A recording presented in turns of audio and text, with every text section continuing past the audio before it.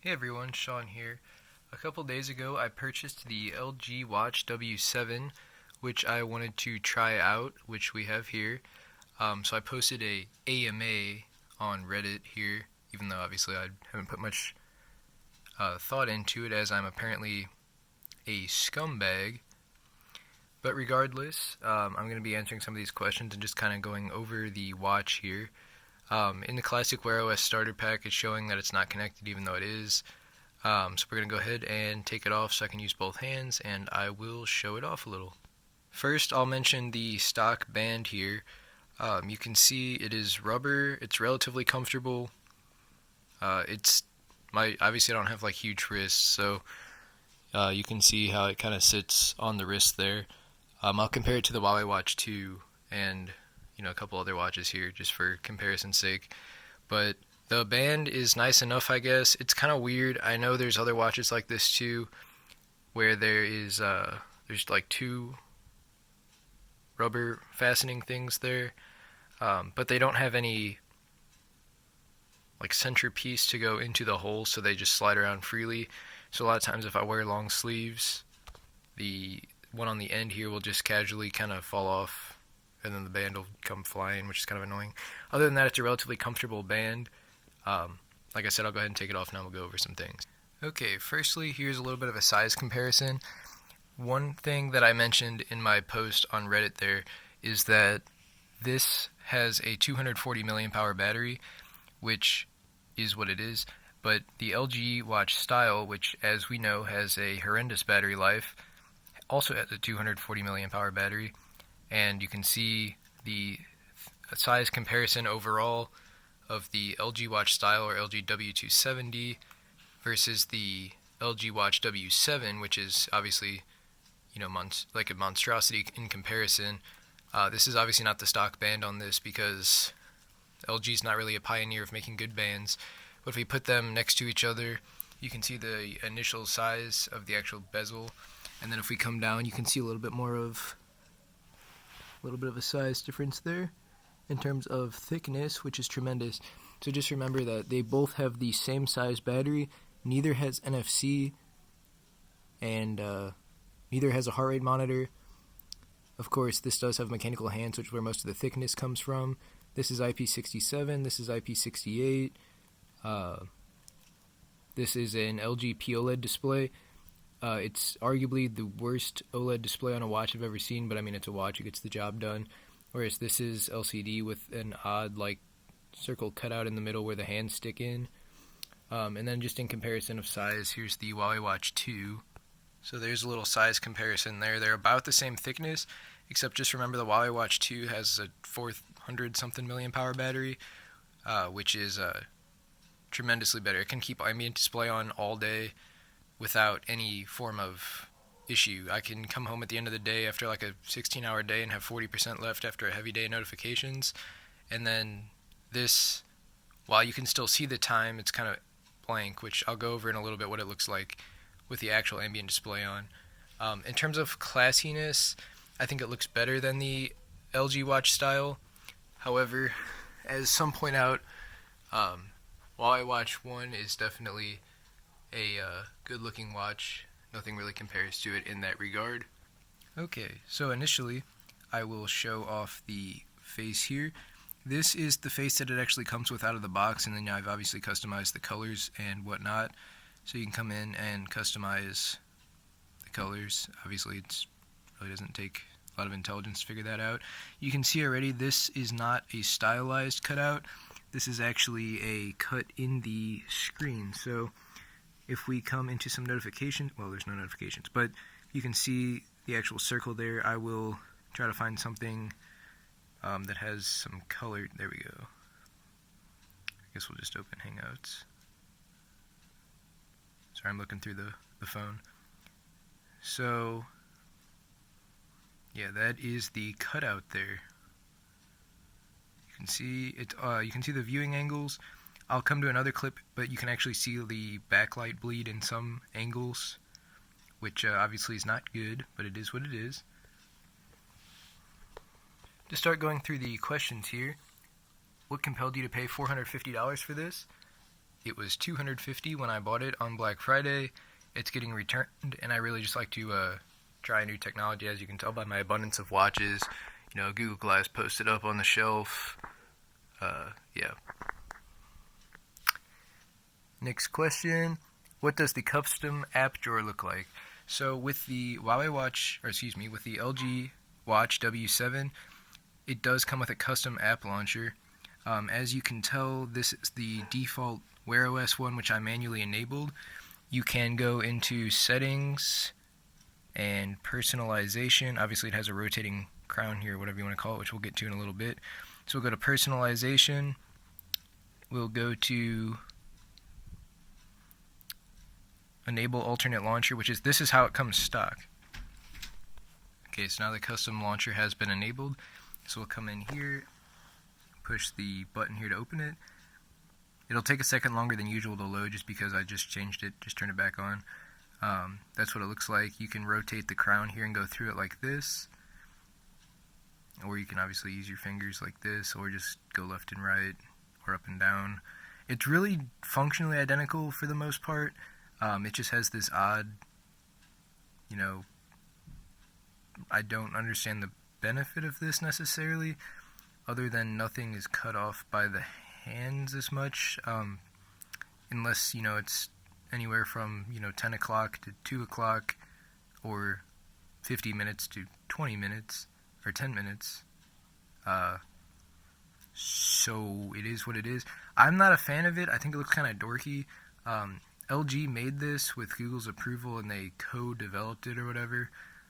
So that's that. I'll leave it on for the rest of this video, even though I'm really not a fan. All you need to do to change it is just come in here, go to settings, like I said, personalization, and then scroll down to enable alternate launcher, which obviously you can just turn on and off at will. So that's what the custom app drawer looks like. Do I think the value of the hands outweighs the getting in the way? No. It does look really nice just sitting here like this, I'd say. Sorry, there's a dog here.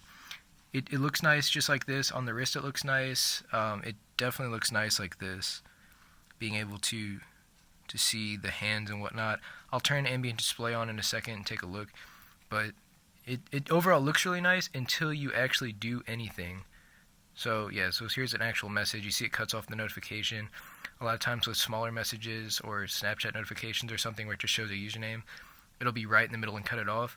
Of course, with this watch, as you know, the top button is permanently mapped to this odd thing where it actually lifts the entire watch and straightens out the hand, or straightens it more than it would otherwise be, and it actually moves the whole face up. So if we find a white screen, for example, we'll just open agenda. I don't think there's really anything. Well, that's not white.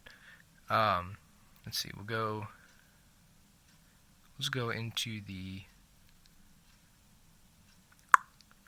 We'll go into Hangouts. Sorry, this watch face is a little, or this launcher. So there's the full circle. If you push and hold that, it actually raises the entire render. So like this is now dead space, and it shifts the entire image up. So it's like you get this like moon effect. So we'll do one of those.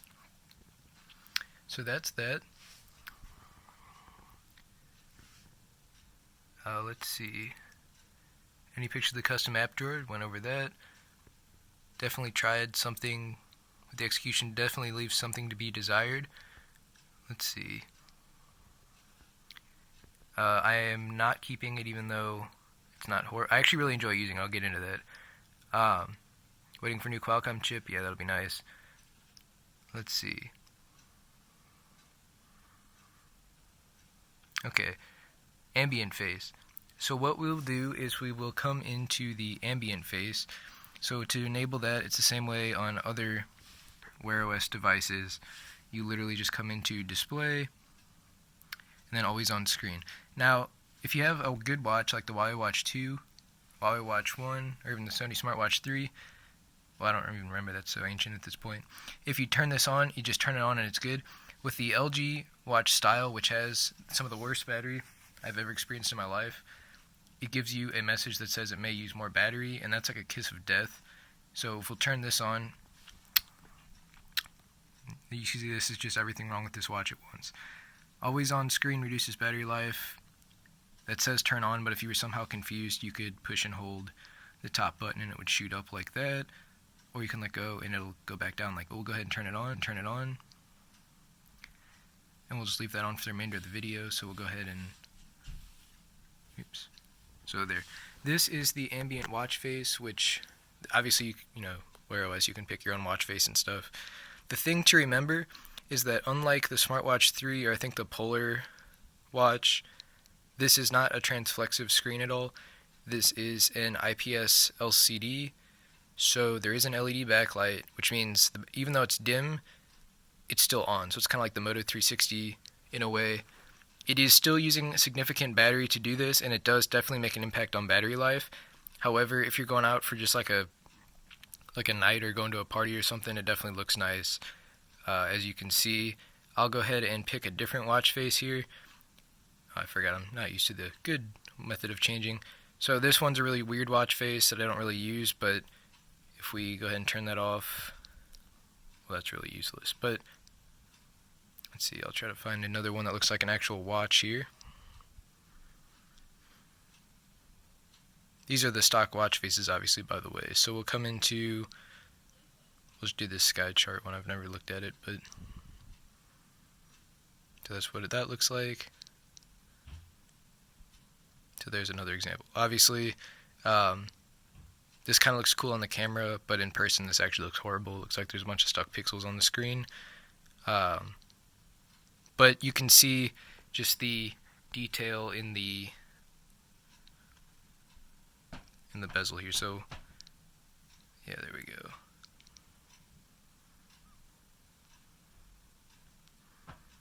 There's a nice close-up. You see, definitely, like, especially with the mechanical watch movement, it definitely looks good, and if you're into this type of look, then definitely go for it, if you think it outweighs.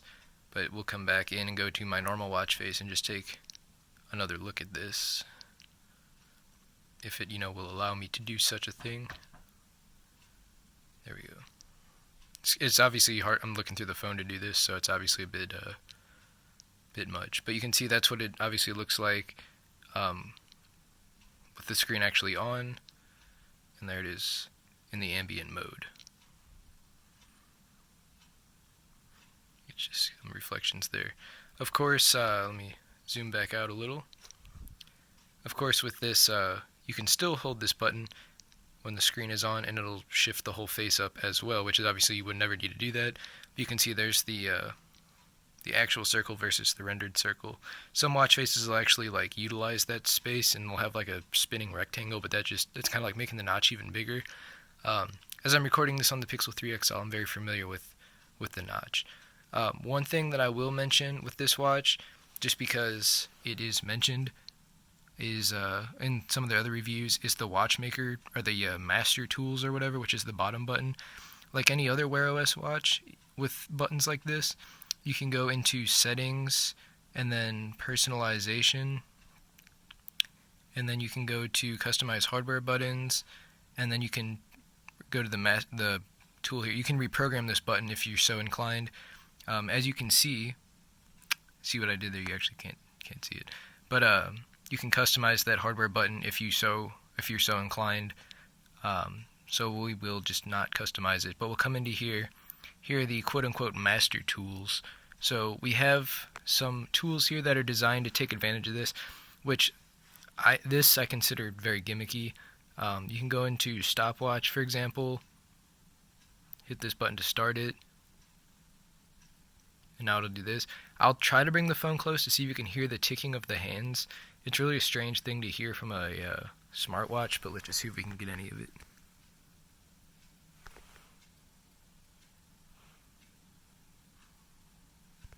Obviously, I'm not sure if you can hear anything. I would doubt it, though. So there's that. We can, hit reset. If you turn the volume up, you might be able to hear that there. There's, like, timer, for example. I mean, we'll just hit a minute. It's cool in principle. It looks fine from a distance. But if we zoom into this dramatic detail again, you see there's, like, a slight discrepancy between the animation and the hands, which to me is which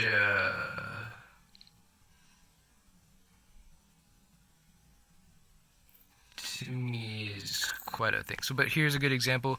So we just got a notification. Hopefully it's, relatively appropriate. So we'll pause this, cancel, go back out. And you can just, this is a good example. Because obviously if we get rid of this notification and you just receive this one, I mean, you can pretty easily see how you can miss a significant amount of detail there. But we'll go over some of these master tools again. There's calibration, which is a meme, because you actually have to calibrate the hand. You don't have to right out of the box, it's calibrated. But eventually, I guess, these hands will drift apart or drift away from where they're supposed to be. So you actually have to come in here and basically you adjust. Let's see if I can get it here. Yeah, so basically you have to adjust these hands so that they point to the same direction so that you can ensure that you get accurate time. So we'll try to get those back on the 12 position there. There's the barometer, which obviously I do not understand how this at all benefits from mechanical hands, considering you have a much more accurate digital unit right there. There's the altimeter or altimeter, which again is the same way. I don't see how the mechanical hands really benefit from such a thing. I mean, I guess it's cool in principle, but I'd rather just see the digital readout. There's the compass, which is the same way. I'm not going to bother calibrating it right now, but you can see. I'll try to get this on video if you can't already see, but there's a discrepancy, of course, between the hands and the screen. Obviously, they can't move at the exact same speed.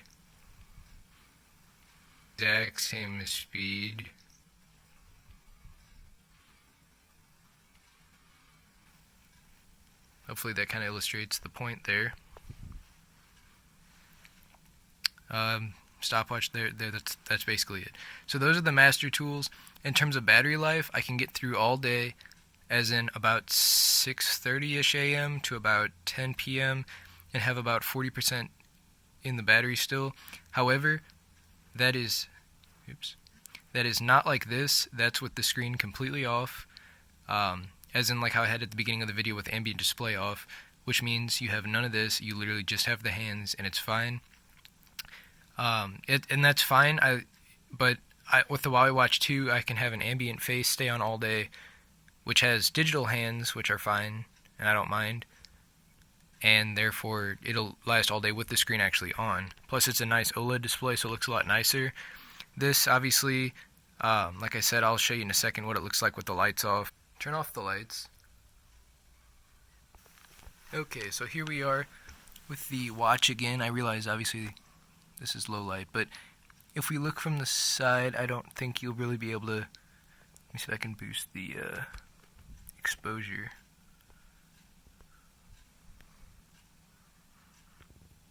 I don't know if you'll be. There we go. It looks worse in person, but you can see it off angle. Obviously, you get some nice backlight like you would with any LCD, which inherently isn't a huge deal on a phone with an LCD display or a monitor or maybe even a TV. But with a watch, obviously, you never really just look at it straight on. It's always at your side or, up, down. You get that nice LCD viewing angles. So, I mean, if this is at your side, especially in the dark, you might end up with this. Like, what is this? Other than that, it looks alright. Although it's still kind of hard upon first glance to tell the time on this compared to, like, a regular screen.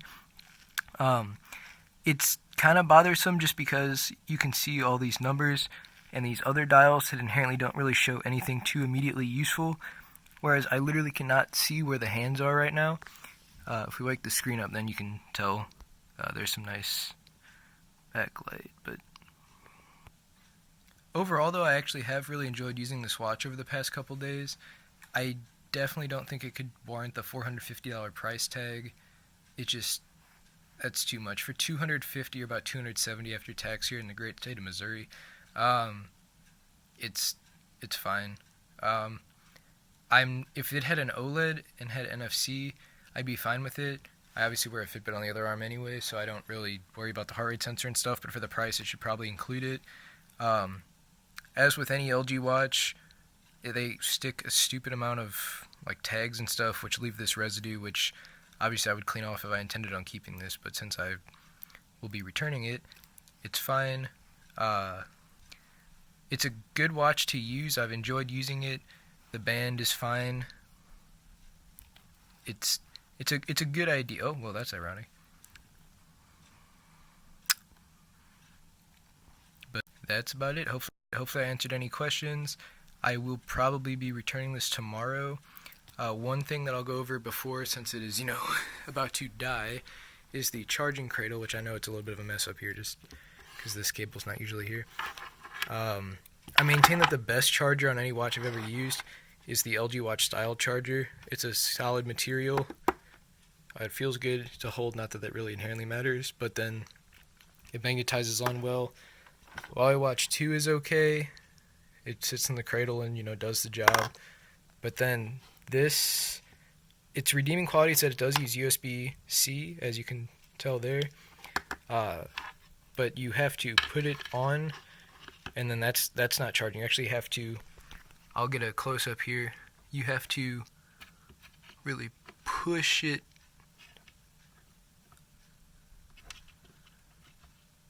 down, which that's actually backwards. Oops. You have to set it on.